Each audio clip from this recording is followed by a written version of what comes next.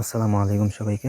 আশা করি সবাই ভালো আছেন। আজকের যে ভিডিওটা নিয়ে আসি সেটা হচ্ছে অবাধ্য পুত্র বা নকর ঠাকুর ইত্যাদি বাধ্যগুলো তদবির, মানে হচ্ছে অবাধ্য স্বামী স্ত্রী বা ছেলে সন্তানকে কীভাবে বাধ্য করে রাখবেন আপনার, সেটা আমি বলে দিতেছি। ঠিক আছে, প্রথম থেকে শেষ পর্যন্ত শুনুন, তাহলে বুঝতে সুবিধা হবে। আমাদের দিয়ে যদি ওইরকম কোনো কাজ করতে চান তাহলে স্ক্রিনে নাম্বার আছে, নাম্বার যোগাযোগ করবেন। আমরা শতভাগ গ্যারান্টি দিয়ে আপনি সেই কাজটি করে দিব।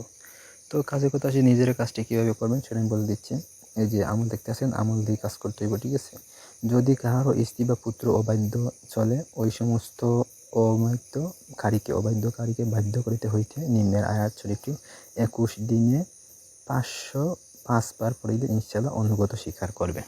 এই যে আমল দেখতে পাচ্ছেন, এই আমলটা আপনি 21 দিন পাঠ করবেন। ঠিক আছে, 505 বার করে 21 দিন পাঠ করবেন। পাঠ করলে আপনার যে স্ত্রী, স্বামী, ছেলে, মেয়ে যে অবাধ্য আছে আপনার, সে আপনার প্রতি বাধ্য হয়ে যাব। ঠিক আছে, তো করবেন যে কোনো শুক্রবার থেকে এটা শুরু করবেন, পাক পবিত্র থাকবেন, তাইকে তারপরে আমলটি করবেন। ঠিক আছে, তাহলে অবশ্যই দেখবেন যে 21 দিনের ভিতরে আপনার সন্তান পুরোপুরিভাবে আপনার ইয়েতে চলে আসছে, আপনার কথা মতো চলতেছে, বাধ্য হয়ে গেছে আর কি। ঠিক আছে, আমলটি গান সুন্দর করে দেওয়া আছে এখানে। যদি বুঝতে অসুবিধা হয় আমার বললেন, আমি সুন্দর করে আমলটি দেওয়ার চেষ্টা করব বা দিব। বা যে কোনো কিছু যদি জানার বা বোঝার থাকে তাহলে যোগাযোগ করবেন, কমেন্ট করে জানাতে পারেন, অথবা হয়েছে গিয়ে ইমো, হোয়াটসঅ্যাপ বা সরাসরি কল করে আমার বলতে পারেন। ঠিক আছে, যে কোনো ব্যক্তিগত কাজের জন্য আমাদের সাথে যোগাযোগ করতে পারেন আমাদের নাম্বারে।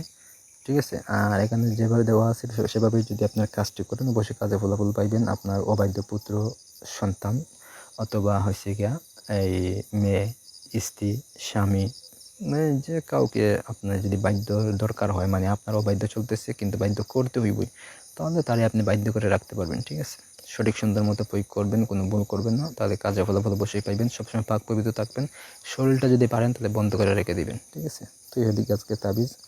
আল্লাহ হাফিজ।